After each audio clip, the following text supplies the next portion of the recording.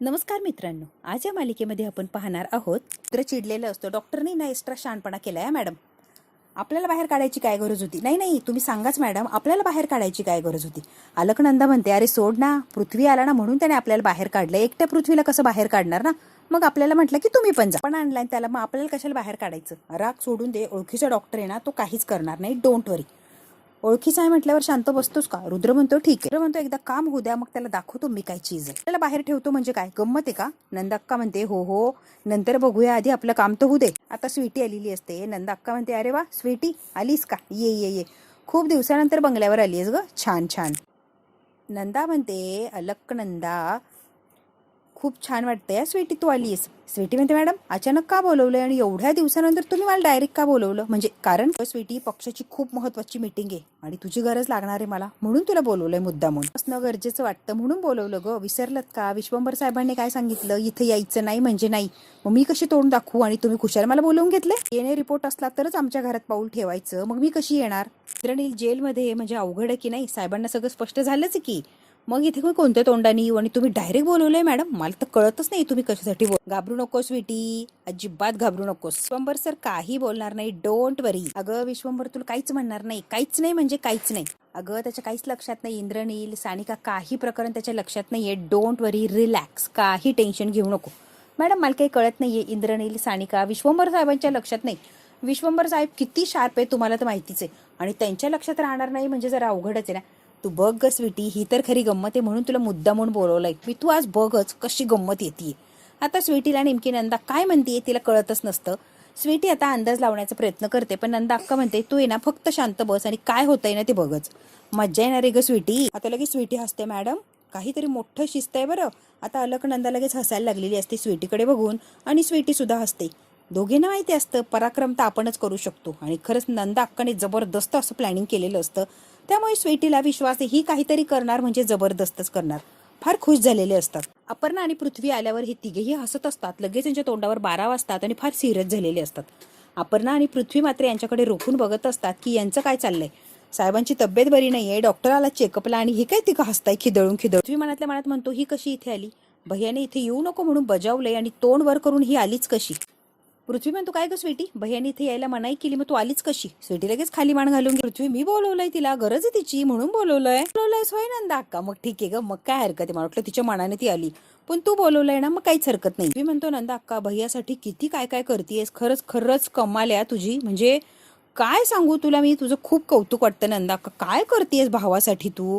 एक तुझ्यासारखी बहीणच करू शकते. वा वा वा.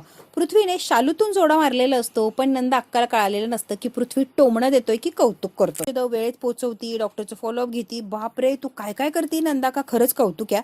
पृथ्वी आता इतकं काय बोलत असतो, यांना वाटतं की हा चांगल्या भावनेनेच बोल. मनातल्या मनात नंदा अक्का म्हणते काही म्हण कितीही कौतुक कर, खरं तुला सांगू का पृथ्वी, आता खरी मज्जा येणार आहे. अशी काय विश्वंभरची अवस्था होणार आहे ना की बघतच राहा. आता कायमचा बरा होणार आहे, त्याला अजिबात काही टेन्शनचं कारण राहणार नाही. असा बरा होतो ना की तू बघतच राहा. पृथ्वी तू बघ आता विश्वंभरची काय अवस्था होती. डॉक्टर आणि डॉक्टरची टीम आता खाली आलेली असतात, इंजेक्शन वगैरे देऊन झालेलं असतं. आता हे बघतात तर काय वा, डॉक्टर कार्यक्रम डन करून आला, हे तिघं जाम खुश झालेले असतात. डॉक्टर म्हणतो मॅडम निघतो आम्ही, आमचं काम झालंय. म्हणते डॉक्टर थांबा, कुठे निघालात? अजून थोडा वेळ थांबवायला लागणार आहे, थांबा थोडा वेळ, मी जा म्हटलं की मग जाईल. अलकनंदामध्ये कसं आहे ना डॉक्टर, फार महत्वाची मीटिंग आहे आणि तेवढी महत्वाची मीटिंग होईपर्यंत तुम्ही कुठेच जाऊ शकत नाहीये. एवढी महत्वाची मीटिंग चालली आणि मध्येच जो हायपर झाला तर काय करायचं? त्यामुळे तुमचं थांबणं फार फार गरजेचं आहे. तुम्हाला थांबायला लागणार आहे डॉक्टर, काहीही झालं तरी तुम्हाला थांबायलाच लागणार आहे. आता डॉक्टर तर घाबरलेला असतो. आता लगेच एकमेकाला तिघेही खुणावतात थांबायचं की नाही. श्रावणी, शुभू, डॉक्टर. शुभू म्हणतो ओके. आता डॉक्टर म्हणतो हो आम्ही बसतो, तुमची मीटिंग वगैरे झाली की मग आम्ही. नंदा अक्का मनातल्या मनात म्हणते तो हायपर झाल्याशिवाय पार्टीच्या लोकांच्या पुढे विश्वंभर धिंगाणा घालणार आणि तमाशा होणार का? काही झालं तरी तमाशा हा पार्टीच्या लोकांच्या पुढे झालाच पाहिजे. श्रावणी म्हणते आत्या तुझ्या मनात जो डाव शिजतोय ना तो कधीच सक्सेस होऊ देणार नाहीये. मी श्रावणी आहे, माझ्या बाबांच्या केसालाही धक्का लागू देत नसता. डॉक्टरची टीम समोर सोफ्यावर बसलेले असतात आणि अपर्णा आता आतमध्ये गेलेली असते, काही चहा पाण्याची व्यवस्था करायची. भू आणि श्रावणी डॉक्टर आता परत वर आलेले असतात. विश्वंभर एक्झॅक्टली काय रिॲक्ट करतोय ते बघण्यासाठी. आता तिच्या रूम समोरून चाललेली असते, तिथे थबकलेली असते त्या रूमच्या पुढे. तिला कुलूप घातलंय हे श्रावणीने बघितलेलं असतं. तिला फार वाईट वाटतं की माझ्या रूमला डायरेक्ट कुलूपच. खोली लॉक का केली असेल तिला कळत असेल. नंदा अक्का मागून आलेली असते, तुम्ही काय करता इथे आणि इथे काय काम आहे? नंदा अक्का श्रावणीच्या जवळ येते आणि बारीक तिला बघत असते. नंदा अक्काला जणू काही शंकाच आली अशी श्रावणीकडे बघत असते आणि श्रावणी तर इतकी घाबरलेली असते, सगळं पितळ उघडं पडणार. आता ही आत्या काय मला सोडत नसते. दोघी एकमेकीकडे अशा रोखून बघत असतात की बस सगळं संपलं, इथेच सगळं संपलं, आता पकडली जाणार मी, ही आत्या मला काय सोडत नसते. म्हणते ही रूम बंद काय ना ते बघत होते मी. नंदा इतकी चिडून म्हणते जिची रूम आहे ना ही, तिचा आणि आमचा काही एक संबंध नाहीये, म्हणून त्या रूमला कायमचा टाळं लावून टाकले. तिचा आणि आमचा काही संबंधच नाही, मेली ती आमच्यासाठी. पोऱ्यात किंचळून अशी सांगितलेलं असतं की ज्या पोरीशी हिरो होती ना ती पोरगी इथे राहतच नाही, तिचा आणि आमचा काही संबंधच नाही. आता मात्र श्रावणी खूप घाबरलेली असते. ज्या पोरीची रूम आहे ना ती मेली हे सांगणं फार छान वाटलं असतं मला, पण जिवंत आहे पण तशी आमच्यासाठी ती मेलीच आहे. नंदा म्हणते बाय द वे जे काय असेल ते असेल, हे शिक्षण मंत्र्याचं घर आहे, कुठेही असं उठून सुटून निघायचं नाही, घुसायचं नाही, हात लावायचं नाही, कळतंय का? काही मॅनर्स आहेत का? मंत्र्याचं घर आहे ते, त्यामुळे ना मापात राहायचं, अगदी सगळे नियम फॉलो करायचे आणि गुपचूप जिथे जागा दिली तिथे जाऊन बसायचं. खूप घाबरलेली असते, इतका घाम फुटतो, काही नाही असं म्हणते आणि तडातड तिथून निघून गेलेली असते. अलकनंदाला शंकाही येत असते, परत स्वतःच्या मनाला ती आवरही घालत असते की श्रावणी येणं इथे शक्यच. आता शोभीला म्हणत असते की थोडीफार मदत कर, काही स्वयंपाक कर, काम कर. ती म्हणते आम्ही काही करणार नाहीये. आई म्हणते का? तू नाही तर मग कोण करणार? नटमुगरी तर घरात नाहीये, मग तू कर की. आई उगाच आमच्यावर हुकूम रुबाब गाजवू नकोस, आम्ही काहीच करणार नाहीये. शोभी एका मिनिटात आईला नाही म्हणून मोकळी झालेली आहे. काय सगळ्यांचा स्वयंपाक आम्ही करू? शोभा म्हणते आई आम्हाला कळतंय ती पोरगी तुझ्या नाकावर टिच्चून इथून निघून गेली, तुझा शब्द मोडून निघून गेली, पण म्हणून काय आम्हाला कामाला लावायचा असा अर्थ होत नाही, आम्ही काही बी करत नसतो. जेवण बनवणार नाही म्हणजे नाही, तुला पहिलं आणि शेवटचं सांगतो, जेवण कर नाही तो उपाशी राहा. म्हणते घरात येऊ दे, मग कशी सरळ करते ना तू बघच, पण तोपर्यंत खायला लागणार ना का उपाशी राहायचं? म्हणते आमचंच नशीब फुटकं, सुखाचा घास आमासने मिळत नाही. शोभी आता नाटकं करायला लागलेली असते, काम करायचं नसतं मग नाटक कर. कोणती ननंद काम करते? सून घरी मस्त आयुषमध्ये फिरते आणि ननंद राब राबते, असं होतं का? सानिका आलेली असते, सानिका बॅग घेऊन कुठेतरी बाहेर चाललेली असते, तेव्हा आई म्हणते काय सानिका काय तयारी आहे? मी जॉब शोधायला चालली आहे.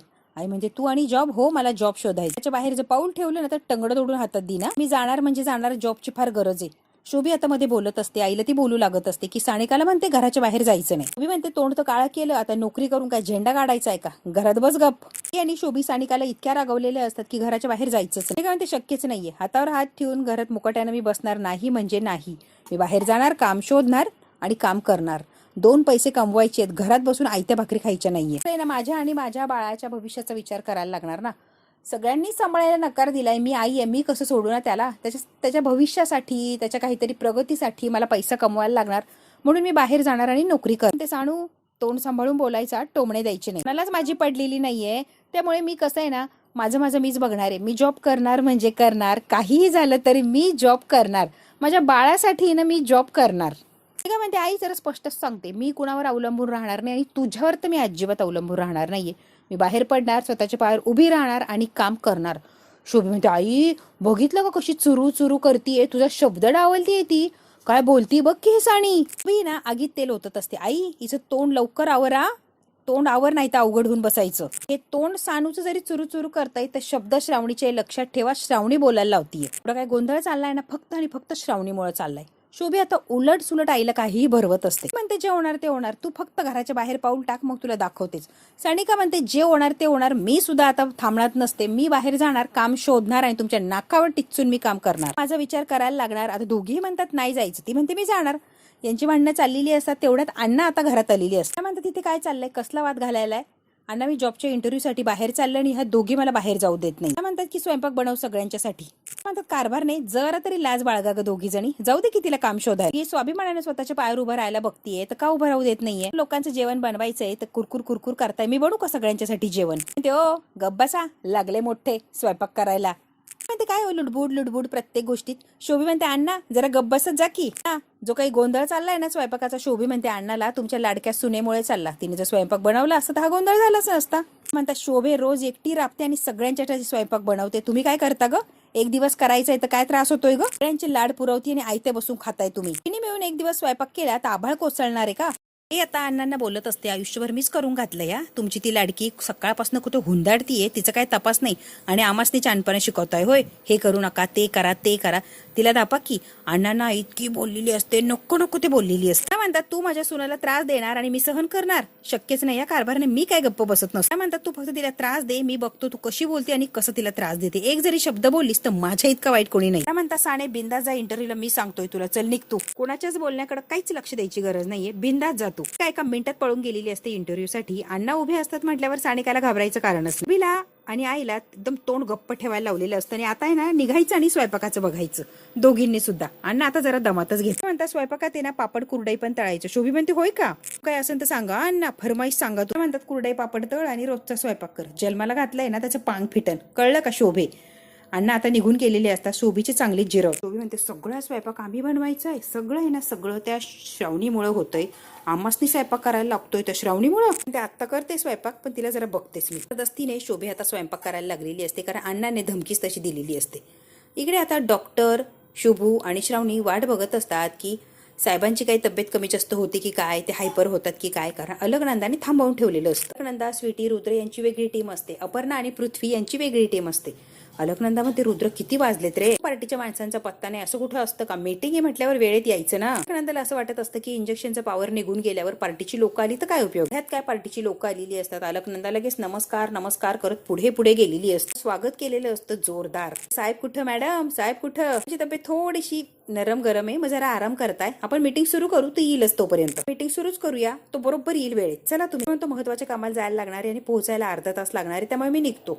अलकनंदा म्हणते ठीक आहे. आता सगळ्यांना नमस्कार करतो पार्टीच्या लोकांना आणि चाललेलं असतं. टीम मधून रुद्र तर निघून गेलेलं असतो. नंदा अक्का म्हणते चला चला मीटिंग आपण सुरू करूया. सगळे कॉन्फरन्स रूम मध्ये बसा, मी आलेच अगदी 5 मिनिटात आले. जेवढी लोक आली तेवढी आता रूम मध्ये बसायला लावलेली असते नंदा अक्का. नंदा म्हणते पृथ्वी मीटिंग सुरू होते, चल. पृथ्वी म्हणतो हो हो आलोच की. पृथ्वी सगळ्यांनाच मीटिंग साठी घेऊन गेलेली असते नंदा अक्का. ना सगळ्यांच्या चहा पाण्याचं नाश्त्याचं बघायचे, वेळेत बघायचे. अपर्णा म्हणते हो हो महत्वाची मीटिंग आहे शुभू, जबरदस्त मीटिंग आहे. काकू म्हणालीच होती फार महत्वाची मीटिंग आहे आणि जी माणसं आली ती पार्टीची माणसं आहेत. कारण आजची मीटिंग त्याच्यावर बाबांचं भवितव्य ठरणार आहे. शुभ म्हणतो काहीच काळजी करू नको, काहीच होणार नाही. म्हणतो साहेबांना नक्की किती वेळात शुद्ध येईन काही सांगता येईल का. माइल्ड डोस दिला होता, डोंट वरी, बरोबर वेळेत शुद्ध येईल त्यांना. इतक्या वेळात तर शुद्ध यायलाच हवी होती, पण काळजी करू नका, येईल त्यांना शुद्ध. त्यांना जाग यायलाच हवी होती. शुभ म्हणतो मग येईल जाग, तुम्ही काळजी करू नका. आणि श्रावणीला फार भीती वाटत असते काही उलट सुलट होऊ नये. डॉक्टर म्हणतात डोंट वरी, काहीच होणार नाही, व्यवस्थित होतील ना. डॉक्टर म्हणतात डोंट वरी, काहीच होणार नाही, मीटिंग सुद्धा छान होणार आहे, साहेब बरोबर जॉईन करतील मीटिंग. विश्वंभरला वेळेत शुद्ध यायला लागलेली असते कारण डॉक्टरने परफेक्ट असा डोस दिलेला असतो. दिलेलं असतं ना की आता विश्वंभर जो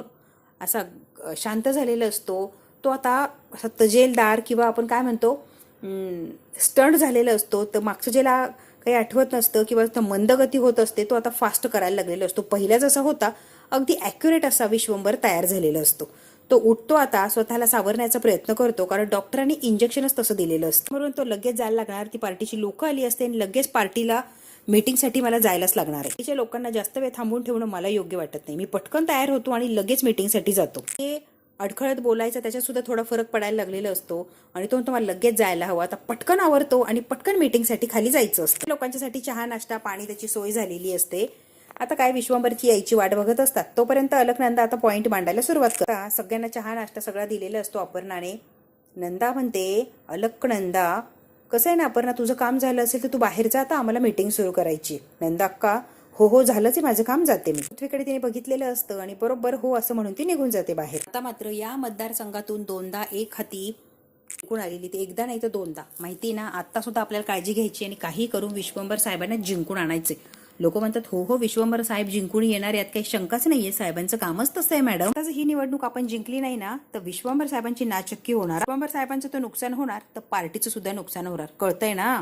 जे काही सांगत असते सगळ्याच लोकांना पटत असतं, सगळ्याच लोकांना छान वाटत असतं. त्यासाठी काहीतरी कठोर निर्णय घ्यायला लागणार आहे आणि ते निर्णय घेतल्याशिवाय आपण काही जिंकू शकत नाही. आम दाम दंडभेद वापरायचा आहे आणि निवडणूक जिंकायची. अगदी काहीही करायची वेळ आली तरी करायचंय आणि निवडणूक जिंकायची आहे. लक्षात येतंय का. अलकनंदा त्या लोकांना सांगत असते कुठच्याही थराला जायचं आणि साहेबांना निवडून आणायचं. असं कधी साहेबांनी केलेलं नसतं. साहेब अगदी प्रामाणिकपणे निवडणूक जिंकत असतात कारण साहेबांचं कामच तसं असतं. पृथ्वीला धक्काच बसतो की ही नंदा अक्का काय सांगते, सामदाम दंडभेद वापरायचा आणि मग निवडणूक जिंकायची. एक जो असतो पार्टीचा मेंबर तो म्हणतो मॅडम प्लॅन काय नेमकी, सामदाम दंडभेद वापरून निवडणूक जिंकायची म्हणजे म्हणणं काय तुमचं. लोकांना पैसे वाटायचेत आपल्याला आणि मग निवडणूक जिंकायची. पृथ्वीला धक्काच बसतो, लोकांना धक्का बसतो कारण साहेबांनी आजपर्यंत पैसे बिसे कधीच वाटलेले नसतात आणि त्याच्याने जिंकून आलेलेच नसतात. त्यांच्या कामावर त्यांच्या प्रामाणिकपणावर ते आजपर्यंत जिंकत आलेले असतात आणि अलकनंदा म्हणजे पैसे वाटून त्याला जिंकून आणू. अंबरचं सुद्धा हेच मत असणार आहे की पैसे वाटायचे आणि निवडणूक जिंकायची, कोणत्याही प्रकारे निवडणूक जिंकायचीच आहे आपल्याला. पार्टीच्या लोकांनाही आश्चर्य वाटतं की साहेब असं म्हणणं शक्यच नाहीये. म्हणते माझ्यावर विश्वास ठेवा, विश्वंभर सुद्धा पैसे वाटायला होकारच देणार आहे. विश्वंभर साहेब आलेले असतात, सगळे साहेबांच्याकडे बघायला लागलेले असतात. व्यवस्थित तयार होऊन छान असे साहेब आलेले असतात, सगळे साहेबांच्याकडे बघतच असतात आणि साहेबांच्याकडे सगळे बघतच राहिलेले असतात. त्या साहेब स्वीटीला बघतात, स्वीटीला बघितल्या असं त्यांना राग आलेला असतो. काका अगदी बरोबर बोलती, इलेक्शन यांना पैसे देऊन जिंकायला लागणार म्हणजे लागणार कोणत्याही परिस्थितीत. बापरे, विश्वंभर माझ्या बाजूने बोलतोय, चक्क पैसे वाटायचे तयार झालाय. मला फार आनंद झालेला असतं की माझ्या बाजूने बोलतोय. पार्टीचे लोकही खुश झालेले असतात. त्यामुळे मतदारसंघातले लोक नाराज आहे ना माझ्यावर, त्यामुळे पैसे देऊच आपण. गरम केला की पैसे पडले खिशात की मत आपल्यालाच पडणार. विश्वंभर स्वतः हे बोलत असताना म्हणते शब्बास रे माझ्या पठ्ठ्या, मला हेच हवं होतं आणि बरोबर इथे येऊन तेच बोलतोय रे तू. कांदा उघड्या डोळ्याने स्वप्न बघत असते, जणू काही विश्वंभर आलेला असतो आणि पैसे वाटायचे यासाठी तो तयार आहे असं अलकनंदा स्वप्न बघत असते. आणि विश्वंभर स्वतः म्हणलेला असतो की पैसे वाटायलाच लागणार. पार्टीतला माणूस म्हणतो काय बोलताय, एवढा मोठा निर्णय, पैसे वाटायचा निर्णय साहेबांच्या परमिशन शिवाय कसा घ्यायचा आहे. अलकनंदा म्हणते साहेबांची परमिशन आहेच की.